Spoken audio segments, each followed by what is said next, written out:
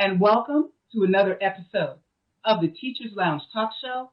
I am your host, Mrs. Piper, and before we go any further, we're going to pause for a moment of silence.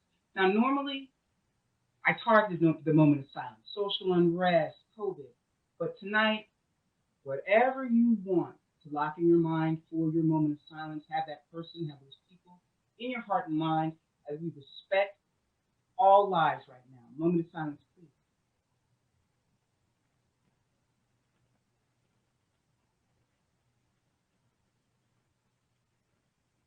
Okay. Thank you so much for your respect for a moment of silence. Once again, we are here to Teachers Lounge Talk Show. We are at the makeshift mothership. I have to be very careful when you say that. We're at the makeshift mothership. We're all in our homes. We are Zooming. We have proved ourselves to be resilient, and we are happy. I'm going to ask all the hosts to introduce themselves, please. How everybody doing tonight? My name is Donovan Gardner. I'm a DPSCD ESE teacher, formerly known as special education. Candace? I'm Candace Williams, the reading specialist, and I'm also the founder and creator of Irby Education. Good evening. My name is William Weir. I am a 2018 retiree of DPSCD. I am working on the Fact and Trauma Committee for 482 Forward. And I had the pleasure of serving on the executive board with Lakia Wilson-Lumpkins before I retired in 2018 for the Detroit Federation of Teachers. Pleasure to be here. Lakia? Good evening, Lakia Wilson-Lumpkins, Executive Vice President, Detroit Federation of Teachers, former first grade teacher for 5 years and 17 years as a DPSCD counselor. And I am again your host, Mrs. Piper, DPSCD online teacher. And I'm happy to say that. I also teach in Slicks, happy to say that. What I forgot to say, I forgot to give thanks to WHPR TV 33. I forgot to give thanks to Mr. Watkins, Henry Tyler, Jr. Hello, gentlemen. How are you? Hope to see you soon. And of course, we want to give thanks to Minister Malik Shabazz and the Get Up Stand Up Show because he has shared his platform with us for 5 years. We came on in 2015 when, as a district, we were DPS then. We were hurt. We were hurt. And he encouraged me. And I'm thankful for him. So thank you, Minister Malik. Now, it's not free, but it's very reasonable. So I thank you. We have a very special guest tonight, everybody. I'm very excited. We have Superintendent of DPSCD Schools, Dr. Nikolai Vitti. Dr. Vitti, thank you so much. Where are you, sir? I'm at my house, in my office. Usually people see the blank wall and maybe the picture of Detroit because I'm in my office in the Fisher building. But this evening I'm in my home, so this is the office that I work in. And so as I'm working from home, this is usually the background in the room I'm in. I love it. It's isolated from the rest of the house. So with everyone out and about, moving around, yelling and screaming, either for food or homework help, I can be usually quiet in this room. Yes, sir. Well, it's a very nice looking room. And we just want to get into it. I'm glad you're smiling. I'm glad that you seem like a very good mood. So, sir, I'm going to start off with probably a question that may make you feel uncomfortable. And no disrespect, but I have to ask this. Some prior school board meetings, sir, you were called out of your name. You were called a baby killer. You were compared to Hitler. And you were called a racist. Would you like to comment on any of those statements?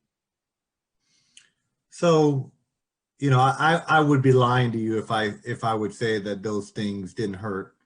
I think a lot of time, when you reach this level of leadership, I think it's important to stay above the fray. But I'd lie if I'd say that those things didn't hurt me.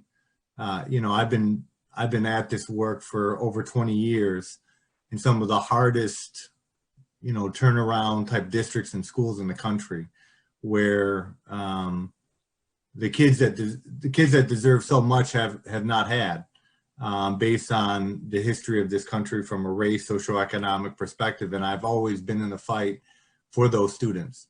And so, when you're called those things, it hurts. I'm not going to lie. But honestly, I go back to when I started as a teacher.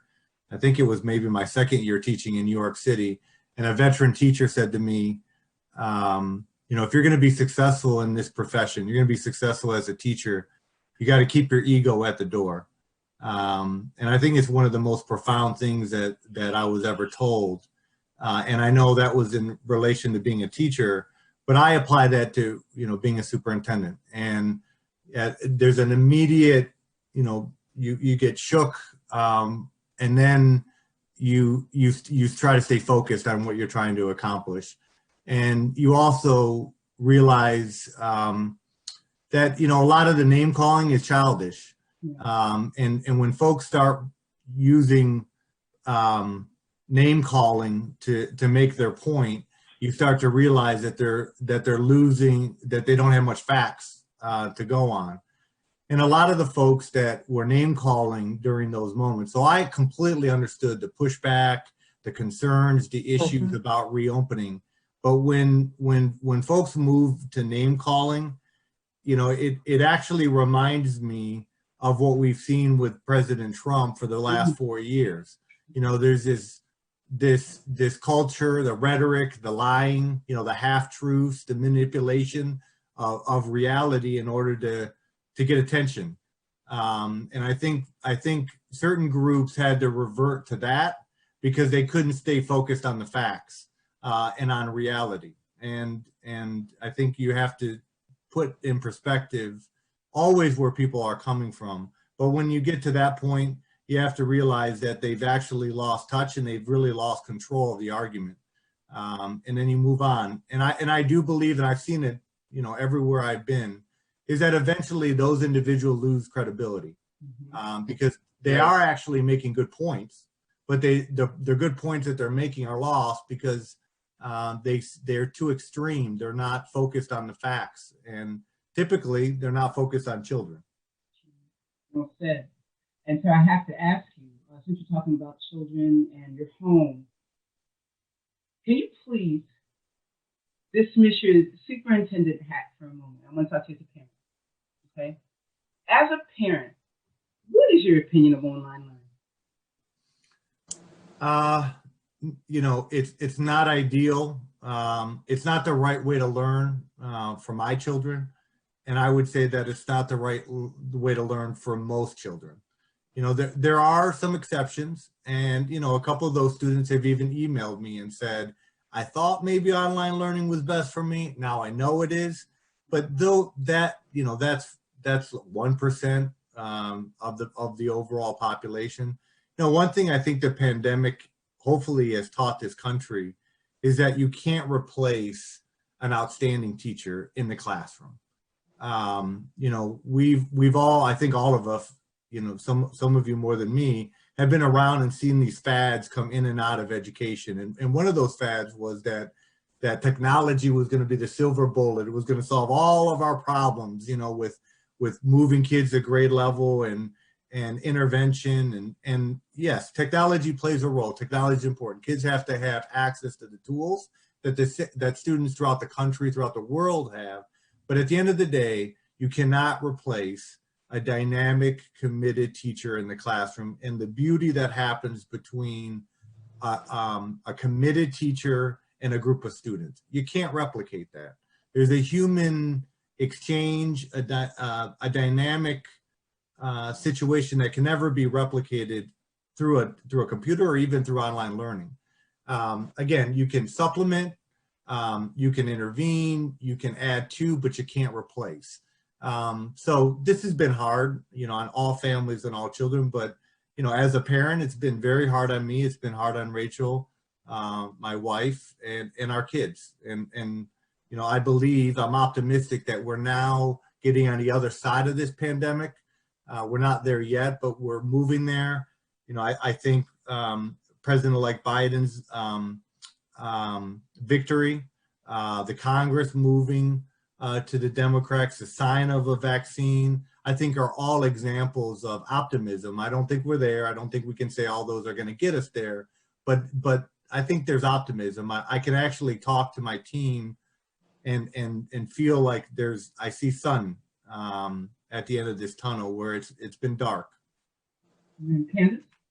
Yes, and that kind of segues into the next question is about the tech support that parents are so grateful for, the laptops and the internet. However, things get complicated, right? So sometimes the condition of the laptops isn't always up to par. So what should parents do with some of the laptops, with this frustration? What should they do? Well, as all of you know, computers are going to break. Anytime you give a child a tablet, a laptop, especially young children, especially at home, they're going to break. I mean, we know laptops break even at school. The difference is, they break at school and there's more supervision, there's more monitoring, and then we have techs that can come in and replace it, but we have computers there that the student can use when one breaks. So if you're a parent out there and your initial tablet is broken, the camera doesn't work, the audio doesn't work, the replacement laptop doesn't work, it is your right to go to one of the hubs and ask for it to be repaired, or we replace it. I mean, that's where we're at right now. We have the tech team can possibly replace it or repair it. If they can't, then we're giving laptops. So there should be no family, no parent, no child that doesn't have access to a laptop, and either they'll get a replacement tablet with the internet hotspot connected, embedded, or we'll give them a hotspot through the laptop. So since December, we've had, I want to say 3,000 parents. I'll double check, but we've had almost 300 a week is where we're averaging. So that would bring us probably over 1,000. I said too many. I was thinking about the Parent Academy, but well over 1,000 already parents that have come, and they keep on coming. Okay. And another thing too, talking about support, what type of wraparound services will DPSCD continue to provide parents and families during this pandemic? Well, on the medical side, we were able to use CARES Act money to make sure every school had a nurse. So that's on the medical side. And I think that we'll be able to continue that throughout this year and at least the next 2 years after this, because I think there'll be enough CARES Act 1 money and enough CARES Act 2 money in order to sustain those nurses on the medical side. On the mental health side, right when the pandemic hit in March, we activated the mental health hotline. And so parents can always call that, employees can even call that number. And we have social workers and guidance counselors that are paid to answer the phone throughout the day and evening, and that'll continue. We continue to work with what was once the Wayne County Mental Health Authority, which is now Integrated Health, for more funding and partnerships to become available. With CARES Act 2 money, which was passed by Congress about a month ago, we'll have additional dollars for wraparound services for mental health. So because these dollars are one time, we probably can't get in the area where we're going to hire more people, but we can definitely hire contracted services in order to address the large amount of mental health issues that our parents and our students are dealing with. So we'll be able to do more of that as more students come back to in-person learning in the next year and the next 2 years to come. Okay. Well, thank you, Candace, for those questions. Thank you, Lakia and Dr. Vitti, once again for being guests on our show.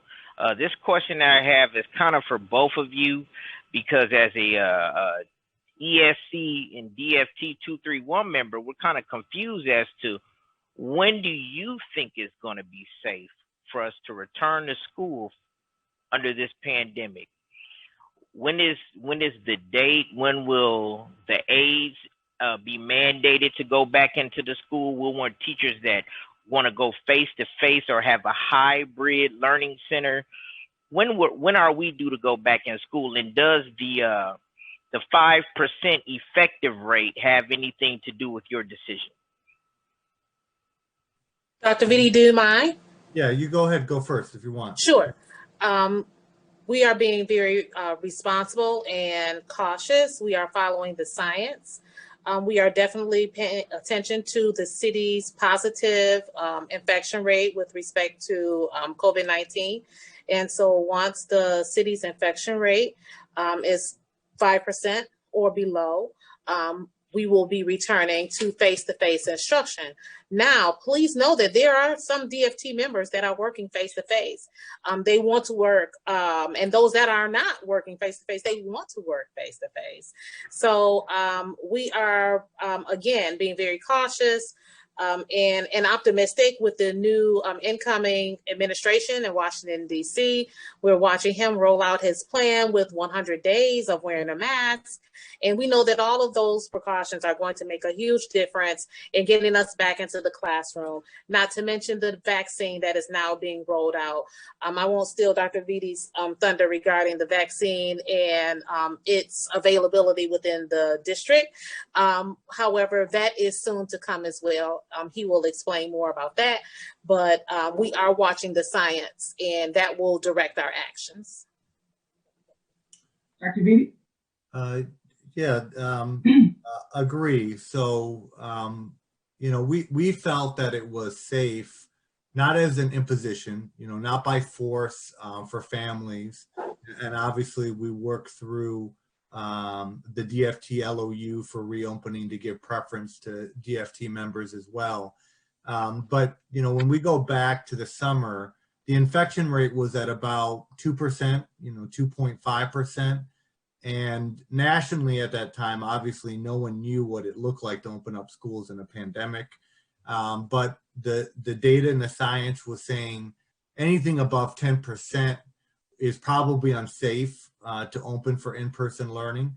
So I know at the time of reopening back in the summer, AFT had come out and recommended 10% as the threshold, and other districts completely ignored that. Some districts went a little higher. So we said, well, if nationally people are saying 10%, and we know that Detroit was disproportionately negatively impacted from COVID, when it first hit, we knew that our measure had to be even more rigorous. And that's why we said 5%. And, we've been consistent with that. And I think it was important to be consistent because consistency leads to trust when you implement it. And so we were under 5%. I thought it was safe to open then. We were open for almost a good 3 months. And, we didn't have we had one outbreak in October. And that's it. And suburban districts had multiple outbreaks, you look throughout the country. And that was because we implement a solid set of COVID strategies, more so than anyone else, when it comes to masks, 6 feet of distance, lower class sizes, the temperature check, the symptoms check, deep cleaning of the school buses, of buildings. We had monitors going to school to look at those COVID safety strategies. So, even when I talk to different superintendents nationally, or I'm interviewed by different universities that are studying it, we went way, way much farther than other school districts. It wasn't until November when we started to see more outbreaks. And then that's when the positive rates were increasing across the state and the city. So that told me three things really. One, we can open schools in a pandemic. And two, employees can be faithful to those COVID safety strategies. And three, the infection rate matters. And what I mean by that is, even though we were faithful to the COVID safety strategies, we saw these outbreaks happen in our buildings, and we saw a bunch of more positive cases than we were seeing earlier. And that wasn't because what we were doing in schools, it was what was happening in the greater community. So, so I think that 5% mark is the right number to look at. And so although I'm optimistic and encouraged about President-elect Biden talking about 100 days and the governor saying March 1st. I think it's important in DPSCD that we stay true to the data and the science. We can revisit that 5% number maybe in the fall. But honestly, having run the schools for 3 months, the positive rates matter, because what ends up happening is when those positive rates increase, it means that the infection rate is increasing in the greater community. And as we know, a lot of things that happens in the greater community spills into our schools, no different than COVID. So I wish the governor actually would talk more about, yes, we need to go back to in person, but let's stay connected to that infection rate a little bit more. So at the end of the day, to answer your question, as of Friday, the infection rate in the city was 5.76. And that's a 7-day average. So we're not looking at just one day. The 1-day numbers are actually now below 5%, but we look at a 7-day rate so that we see, some longitudinal data. I think that trend is going to continue to go down based on the numbers. So I'm optimistic that by maybe February 1st, we can open up the learning centers. That'll be the first phase in. We got to review the surveys that teachers are completing now, that families are completing. And I would say we want to be not only below 5%, but consistently below 5%. And if and when we open for in-person, I'd like to stay open for the rest of the year. So I'm thinking late February, early March is likely when we would restore in-person learning. I think the weather will be warmer, which means people are going to get outside a little bit more, which will keep those infection rates numbers down. But we need time to rebuild schedules. We need time to, get the PPE, make sure it's there, all the systems and processes in check. So I'm thinking after the next midwinter break. It doesn't make sense to go on the midwinter break and then come back again. That's the thinking right now, but the rates will tell us that. But I think it's going to be important to open back the learning centers first and then go to in-person learning. The survey rates right now are telling us that more teachers are willing to come back in person. And we're also seeing that more families want to come back in person. And that's preliminary. We still have a couple weeks to go on the survey, but those are the initial numbers right now. Donna, you want to ask another question, or should I go to Will? Mr. Weir? Okay, good. Yes. I see we're doing a little better on time than I thought. So just real quick, since you were talking about COVID, the disinformation around COVID, the misinformation around COVID, it seems like it would be a good idea to have a seminar or so. I know 482 Forward has had webinars just to clear up some of the misinformation around COVID, because it confuses parents. It scares parents, it scares kids, it scares everybody. But with social media, you could find a conspiracy for everything. And it just seems like we need more information out there where parents can go to get reliable information on COVID. That was just, I don't know if you want to quickly respond to that, because my next question is about kipp, but I'll let you respond to that first. Kipp. Yeah, I know you had the same reaction I did. Yeah. Well, I can see right now when you get to that, we'll be on the same page. But go ahead. You gave me the softball first. Now you're getting the misinformation hardball curveball. I couldn't agree with you more. I've already, I've sent my message to Biden elects a team about the fact that, the messaging around 100 days back in the school is the right messaging, same thing to the governor, but there's got to be a lot of work that happens to make that happen, especially here in Detroit.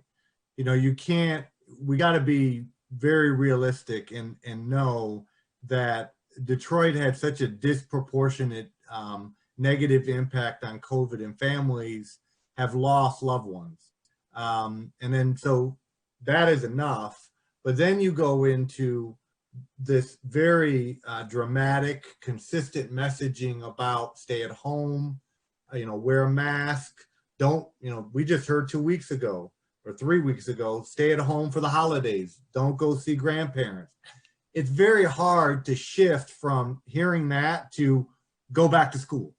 And I get it, but there's going to have to be a lot of work in messaging. So I've directly said that there needs to be an ad campaign. There needs to be, a lot of information about what does it mean to go back to school under COVID? What is already happening in DPSCD? What happened in DPSCD when we were implementing in-person learning? Because as you said, a lot of misinformation. I try to stay connected to students, and I do, usually monthly calls with them in different venues. And the kids are scared to death, especially the high school kids. I mean, they're saying they're not going back until they get vaccinated, which those that are younger than 16 won't have access to the vaccine right now. And a lot of parents are saying, well, I'm not going to go back until this pandemic is completely over. And that's going to be a while until we're not going to go to stores with masks on and that we don't need to social distance. So we got a lot of educating to do and a lot of awareness to do. And I think that the federal and the state government have to take ownership of that to change the messaging, because the challenge of returning students to school in Detroit is no different than that challenge is going to look like in Oakland, in Cleveland, in DC, in New York. You see it across the country. So I can't agree with you more on that. Very well about Kipp. And I don't know, Keela, were you going to say something, Lakia, to follow up? No? No. Yeah. Oh, okay. Now, Kipp. So I recently read that Detroit had an anonymous $20 million donation. Right, anonymous, where he said, how did the kids do it?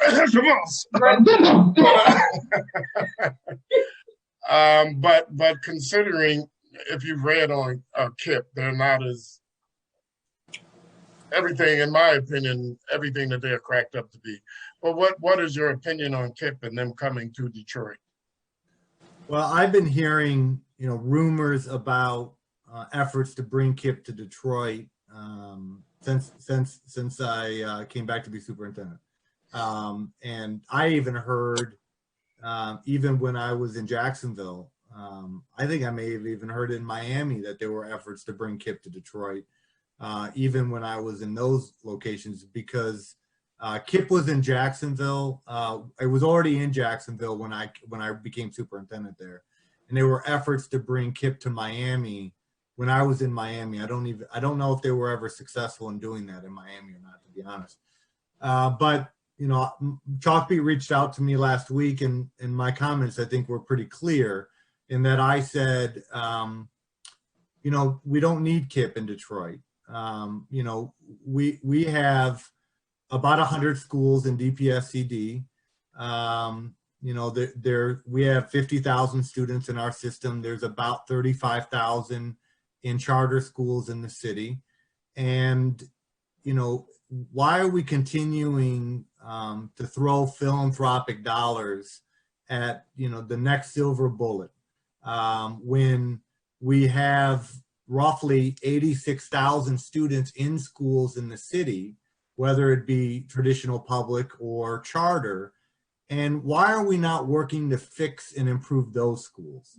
We already know what works. It's about great leadership, a great group of teachers, and funding for wraparound services, and we got it. I mean, it's really, and support in the balance of support and accountability.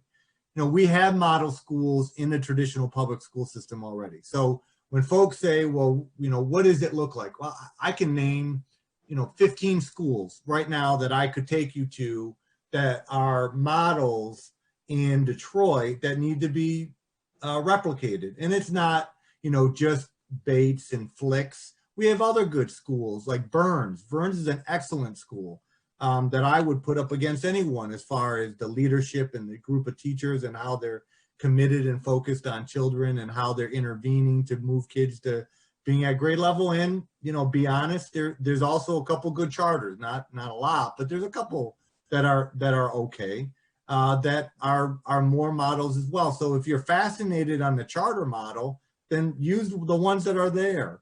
But stop trying to run away from traditional public education. I think that's what infuriates me, is that that will always be the vehicle for the majority of our children. There was a concentrated effort for over 20 years to decimate traditional public education, right? And it didn't work. It almost worked. It was barely hanging on, but people were resilient. They fought back, and the system is here and has gotten a lot better, especially over the last 4 years with an empowered elected board. So why we continue to chase, the shiny object and create the new pet project when $20 million? I mean, we can do a lot with $20 million. Right. We can fund a mental health specialist in every school. We can expand a number of guidance counselors. I mean, we could go on and on about what we can do with $20 million, and that could be sustainable. It's sustainable impact. Let's even imagine that KIPP ends up being a great school. Let's just theoretically say that. So what have you changed? We're talking that's not at scale change, and right. Philanthropists have to start realizing that if you want the next generation of children to reach their God-given ability, then you have to focus on the system, because that's where kids are.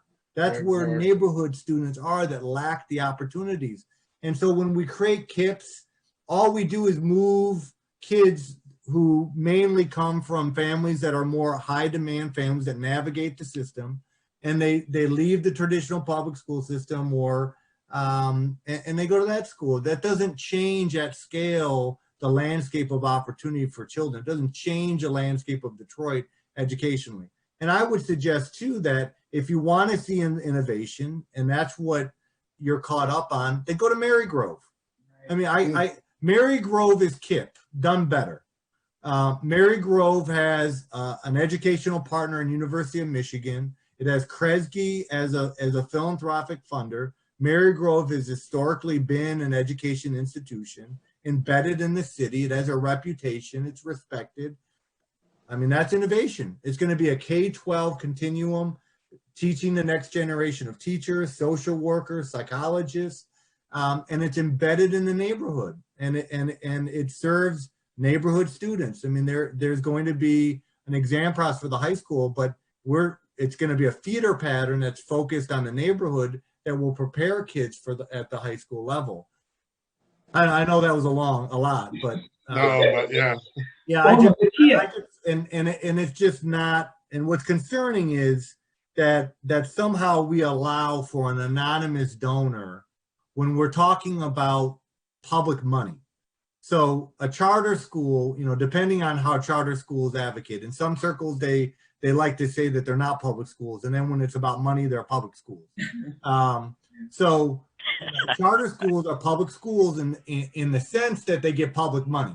Now after that, they're not tied to neighborhoods. They don't serve all children. So I don't know how public that is, but they get public money. So if you're going to get public money, then there should be transparency about who's funding what and at how much, because that's just not consistent with what we expect with public money. That's taxpayer money.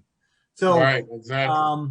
I just, we've done a lot in the last 4 years philanthropically. The business community supported the hydration stations. The philanthropic community supported the tablets with internet access. The Ballmer Group gave money to rebuild our infrastructure, to build a portal system for teachers and students that were planning. And so the philanthropic community has been more engaged in DPSCD, and I'm proud of that. But this is an example where what I'd say to the business community is that if you're funding something like this, I can give you 10 things that you can fund that are sustainable and at scale that can help the students that really need it. And so trust the system again to invest those dollars. Don't go out of the system in order to allow that innovation to happen. So we'll see what happens. It's going to be interesting because from my understanding, the city council will have to approve the land deal because it's over a certain acreage. So that's going to be interesting to see what the city council does on that level. We're going to keep our eyes open. We have about 4 minutes left, and we're going to turn it over to Lakia, DFT Vice President. Lakia. Sure. Dr. Vitti, I would like to ask you a question. Earlier this school year, I had the opportunity to speak with a few deputy superintendents about grades. This is an issue that not only affects DFT members, it affects teachers across the state. We know that our children that are working online are being assisted. I have a 6-year-old in the district, and he is not an all-A student, but he is because I'm there, right? And so as we talk about grades and if there is an alternative and what do we do for our high school students that need those GPAs, what are your thoughts about this year's grades? Is there a consideration for a disclaimer statement, a pass-fail, or are we going to stay the same? 3 minutes, Dr. B. Yep, I'll try to be quick. So I think I'm moving forward with some recommendations to the online learning task force where teachers will be on that, parents, students, community members. One recommendation that I have is to consider pass fail for K through 5. And then at the high school level, create a floor, a minimum attendance, let's say 80% or 70%, that if you're engaged at that level, then you can't fail. So you can't get anything lower than a D. I also want to create a limit on the number of assignments, possibly eliminate homework, and then increase the grade span. So instead of 100 to a 90 for an A, maybe 100 to an 80 or 85, and then bring the F threshold down to maybe a 50 or a 40. From the student, a lot of students reach out to me when there's conversation about pass fail, and a lot of high school students are worried about losing the opportunity to improve their GPA when it comes to applying to college and scholarships. So I'm careful. I think we need to be careful not to create a one-size-fits-all approach where it hurts other students, but at the same time being sensitive that we need to make changes for those students that are struggling. So those are some of my initial ideas to improve the passing rate and to give teachers, families, and students a little bit more flexibility as we go into the second semester. Sure. I love it. And Dr. Vitti, Lakia, you have ended our show. We have about 30 seconds left. Normally we do a final thought. Everyone says what they need to say, and then we say goodbye. But we're out of time. Thank you so much. Thank you, Lakia Wilson. Lakia, stay on, please.